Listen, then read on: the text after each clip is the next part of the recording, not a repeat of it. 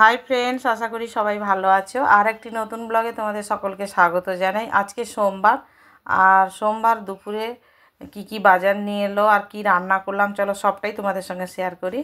বাজার বলতে এই যে অল্প একটুখানি বাজার নিয়ে এসছে, মূলো, শাক আর হচ্ছে জিরে, হচ্ছে গোলমরিচ, লঙ্কা আর নিয়ে এসছে পাঁপড়। এগুলো এখন আমি খুলে থালার মধ্যে ঢেলে দিয়েছি, এখন ছাদে দিয়ে আসবো। আর আজকে রান্না করব মুসুরির ডাল দিয়ে, পেঁপে, কুমড়ো, বরবটি দিয়ে একটা মানে ঘন করে ডাল করব, ডালনা। আর কাঁকড়া নিয়ে এসছে, খুব বড় সাইজেরও নয় আর খুব ছোটও নয়, তো মিডিয়াম। ওই কাঁকড়ার ঝাল করব। তো আগে আমি হচ্ছে ডালটা করে নিই। আর সোমবার দিন একটু দেরিও হয়ে যায়, কারণ বাজার নিয়ে এলে তারপরে রান্নাবান্না করতে হয়। তো ডালটা আগে সেদ্ধ বসিয়ে দিয়েছিলাম কাঁচা লঙ্কা দিয়ে, তারপরে সবজিগুলো দিয়ে দিলাম, তো খুব ভালোভাবে সেদ্ধ হয়ে গেছে। আর কি করলাম, কয়েকটা কলমি শাকের ডগাও দিয়ে দিলাম ডালের মধ্যে, দিয়ে ভালো করে মানে ডাল ঘুটুনি দিয়ে ঘুটে নিয়েছি। দিয়ে এই যে লবণ দিয়ে দিচ্ছি, দিয়ে ভালো করে নেড়ে চেড়ে কিন্তু একটু গরম জল প্রায় 2 বাটি মতো দিয়ে দেবো। তো এইবার কি করব, কড়াইটা আবার পরিষ্কার করে বসিয়ে দিলাম, দিয়ে দিলাম গোলমরিচ, সাদা জিরে আর তেজপাতা, শুকনো লঙ্কা ফোড়নে দিলাম।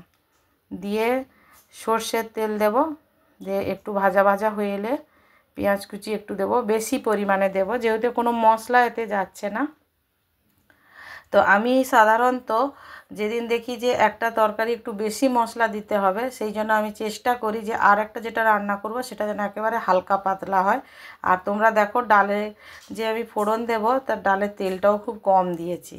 তো এদিকে ডালটাও ফোড়নে দিয়ে দিলাম। আর এই যে কাঁকড়াগুলো এবার আমি একটু গরম জলে ঢাকনা দিয়ে রেখে দেবো, কারণ গরম জলে দিয়ে কিছুটা সময় রাখলে কি হয়, আঁচটে গ্যাসটাও চলে যায় আর ছাড়াতেও সুবিধে হয়। আর কাঁকড়ার মশলাটা রেডি করব। পোস্ত নিয়েছি, আদা, রসুন, পেঁয়াজ আর লবণ, হলুদ, লঙ্কা গুঁড়ো, এগুলো তো লাগবেই।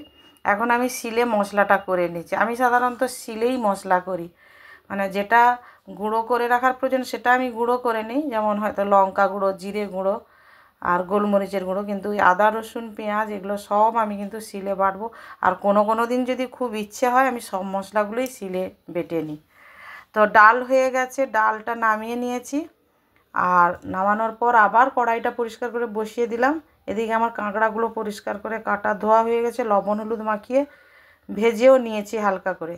ওই কাঁকড়া ভাজার তেলেই আর একটুখানি তেল দিয়ে দিলাম, দিয়ে তারপরে দিয়ে দেবো রসুন বাটা, রসুনের ওপরে দিয়ে দেবো লবণ, তারপর দিয়ে দেবো পেঁয়াজ বাটা, দিয়ে কিন্তু ভালো করে মশলাটা ভাজতে থাকবো। বলতে ভুলে গেছি, তেলের মধ্যে কিন্তু গোটা গরম মশলাও দিয়েছি। তারপরে এদিকে একটা বাটির মধ্যে লঙ্কা গুঁড়ো, হলুদ গুঁড়ো একসঙ্গে মিশিয়ে রেখেছিলাম, ওটাও দিয়ে দিলাম। দিয়ে তারপরে কিন্তু আদা বাটাটাও দিয়ে দেবো, দিয়ে ভালো করে মশলাটা বেশ অনেকটা সময় ধরে কষতে থাকবো। মশলা ছেড়ে তেল বেরিয়ে আসলে ভেজে রাখা কাঁকড়াগুলো দিয়ে দেবো, দিয়ে আরও কিছুটা সময় কষিয়ে তারপর কিন্তু আমি গরম জল দিয়ে দেবো।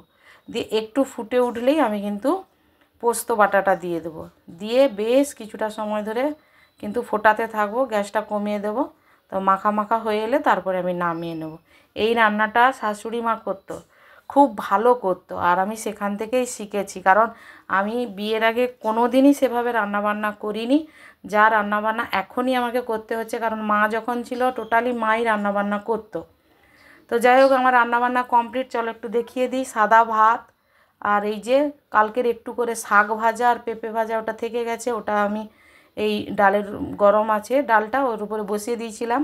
আর এই যে ডাল, আর হচ্ছে কাঁকড়ার ঝাল। ভিডিওটা ভালো লাগলে লাইক করো, চ্যানেলটা সাবস্ক্রাইব